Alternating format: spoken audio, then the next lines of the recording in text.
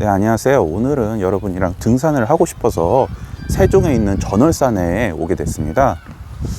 지금 안개가 심하게 꼈는데 사실 아까 한 아침 8시나 7시에 비해서 굉장히 많이 거친 상태가 이 정도입니다. 그래서 뭐 더 이상 시간을 지체하고 싶지가 않아 가지고 그냥 나왔습니다.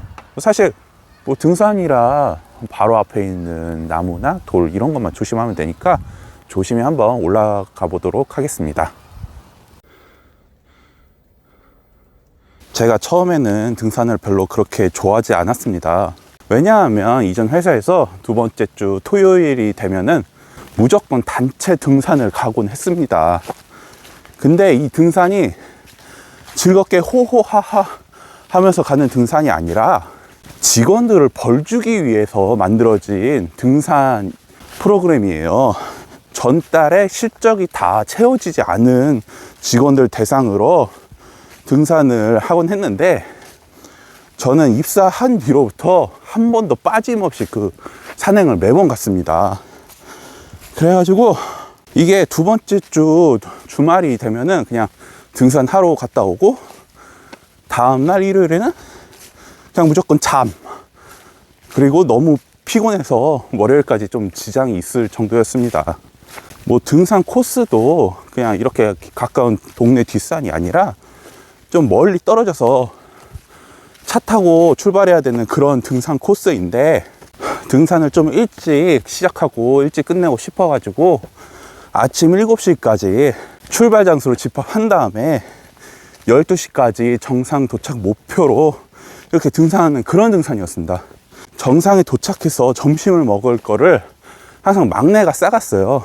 이게 또 악습인 게, 항상 다른 부서보다 더 맛있고 더 푸짐하게 음식을 싸와야 되는 거였어요. 그래서 등산 전날이 되면은 닭강정집이나 족발집 가가지고 족발을 포장해 오곤 했습니다. 이걸 돈을 또 뿜빠이 해주냐? 아닙니다. 그냥 고스란히 막내의 몫입니다. 그래서 이 등산하는 날이면 스트레스가 어마어마했어요. 맛있는 거 싸가야지, 다음날 7시까지 가야 되지, 선배들 짐 들어줘야 되지 해가지고 진짜 너무 싫었습니다. 근데 또 그 등산이 나중에는 그냥 원래 행사처럼 돼버려 가지고, 뭐 실적이 채워지지 않았건 채웠건 간에 그냥 무조건 다 가야 되는 거였어요. 정말 몸이 아프거나 집안에 중요한 행사가 있지 않으면은 무조건 다 참석해야만 했어요. 근데 만약에 참석을 안 했다 이렇게 되면은 그 다음 달 원래 조회 때 그 참석 안 한 직원의 이름을 PPT에 딱 띄워버립니다. 아주 공개 처형을 하는 그런 회사예요. 아, 진짜 이게 공상주의지 뭡니까? 어쨌든 간에 그렇게 매주 두 번째 주 토요일이면 등산을 가니까 등산이 너무 싫은 거예요. 진짜 산을 도대체 왜 오를까? 이런 헉짓거리를 왜 할까? 이렇게 생각을 많이 했습니다.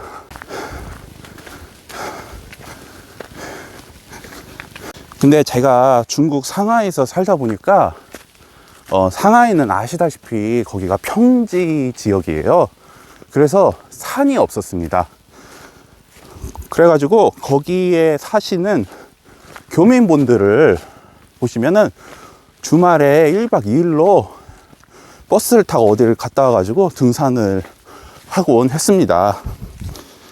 상하이에서 제일 높은 산의 고도는 무려 93m입니다. 그 정도로 산이 없어요. 근데 제가 상하이에서 한 1년 7개월 정도 살다 보니까 한국 사람은 내가 봤을 때는 눈앞에 산이 보여야 좀 뭔가 마음이 안정되는 것 같아요. 계속 넓은 평양만 보고 그냥 뭐 강, 바다 이런 거만 봐도 뭐 괜찮긴 하겠지만 산이 보여야 돼요, 한국 사람은. 그리고 가끔 산에 올라가 가지고 이렇게 등산도 하고 맑은 공기도 마시고 해야지 뭔가 살아가는 활력소가 되는 것 같아요. 제가 갑자기 옛날 회사 얘기를 하니까 얼마 전에 제가 코스피 지수를 봤어요. 그 회사가 제가 다닐 때에 비해 주가가 정말 3분의 1토막이 났더라고요. 그리고 뉴스 찾아보니까 무슨 뭐 데모하고 시위하고 점거농성하고 부당해고하고 이러고 있더라고요. 아, 참. 전 사실 그런 결과가 나올 줄 알고 있었어요. 제가 다니던 때가 2014년, 15년, 중국 지사까지 포함해 16년도까지 다녔는데, 정말 그 시대를 부합하지 못하고 옛날 70년대, 80년대 그런 문화를 고수하고 있었으니까 이게 젊은 친구들은 받아들일 수가 없는 거예요. 아직도 뭔가 직원들의 희생만을 강조하고 회사 내부 자체로는 이렇게 발전할 그런 기미가 안 보이니까 직원들 퇴사율도 높고 실적도 잘 안 나오고 뭐 시위하고 데모하고 농성하고 이러는 거겠죠. 참, 제가 그 회사를 중국 지사에서 있을 때 그만뒀는데 뭐 사람이 힘들고 일이 힘들어서 그런 것도 있지만 진짜 대박이었던 게 한국에서 안 팔리는 제품 1000개를 중국으로 보내서 중국 시장에서 그걸 판매하게 하겠다는 거예요. 아니 뭐 중국 사람들이 호구입니까? 중국 사람들도 똑똑하고 알 거 다 알아요. 근데 그렇게 불량품 같은 거를 1000개를 중국으로 갖고 와가지고 팔게 한다고 하니까 제가 좀 이런 거에 대해서 좀 실망이 컸죠. 어이가 없었고 그래서 좀 그만둔 이유도 있었습니다. 사실 좀만 더 까보자면 그 회사 중국 지사 중국인 신입사원 퇴사율이 몇 퍼센트인 줄 아십니까? 97%예요. 1년 안에 그만둘 확률이 97%라는 거죠. 아니 그도 그럴 것이 한국식 영업 방식을 좀 중국 현지에 맞게 좀 고쳐야 되는데 그걸 무작정 강요하고 시키니까 이 중국인들이 버티지 못하는 거죠. 얘기가 중간에 딴 데로 샜는데 그렇게 등산을 싫어하다가 갑자기 등산이 좋아지게 되었습니다. 갑자기 왜 좋아지게 됐냐 하면은 우선은 주변에 산이 너무 많아요. 그리고 평소에 운동을 할 그럴 시간이 없으니까 주말에 이렇게 잠깐 한두 시간씩 등산 갔다 오는 게 유일한 운동이 되었습니다. 그리고 이게 하다 보니까 이 정상에서 봤을 때 그 경치랑 그 공기, 바람 이런 것도 너무 좋고요. 그래서 등산을 좋아하게 되었습니다. 대전 살 때는 제일 많이 가던 데가 빈계산이고요. 그 다음에 산은 아닌데 옥녀봉이라고 있어요. 거기가 굉장히 낮은 언덕인데 거기를 입구부터 거기 옥녀봉 꼭대기까지 이렇게 10분 만에 막 뛰어가듯이 올라가면은 운동 효과가 장난이 아니더라고요.